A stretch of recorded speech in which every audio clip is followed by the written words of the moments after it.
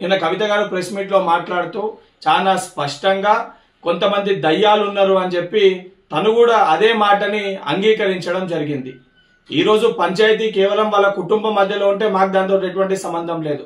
కానీ ఆ దోచుకున్న 1,00,000 కోట్ల పంపకాలతోటి వచ్చిన పంచాయతీ కాబట్టి ఇది ఆ 1,00,000 కోట్లు దోచుకున్న మరి దయ్యాలు ఎవరు? కేసీఆర్ గారిని అన్నారా, లేదా కేటీఆర్ దయ్యమని అన్నారా, సంతోష్ రావు దయ్యమని అన్నారా, హరీష్ రావు దయ్యమని అన్నారా, లేదా బీఆర్ఎస్ పార్టీలో ఇంకే నాయకులని దయ్యాలని చెప్పి మీరు ఉద్దేశించి మాట్లాడినరో దానికి స్పష్టత తెలంగాణ సమాజానికి తెలంగాణ ప్రజలకి ఇవ్వాల్సిన బాధ్యత మీ పైన ఉంది. శాసన మండలి సభ్యునిగా కవిత గారిని దీనిపైన స్పష్టత ఇవ్వాల్సిందిగా కోరుకుంటున్నా. మీకు ప్రేమలు ఉన్నాయా, ద్వేషాలు ఉన్నాయా, మీ అన్న చెల్లెల మధ్యలో ఏ పంచాయతీలు ఉన్నాయో మాకు సంబంధం లేదు.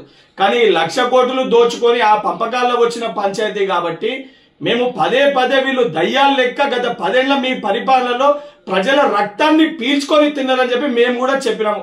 ఆ చెప్పిన మాటల్ని మీరు కూడా స్వయంగా ఆ కుటుంబంలో ఉన్న ఒక కుటుంబ సభ్యురాలు కల్వకుంట్ల కవిత గారు అంగీకరించారు.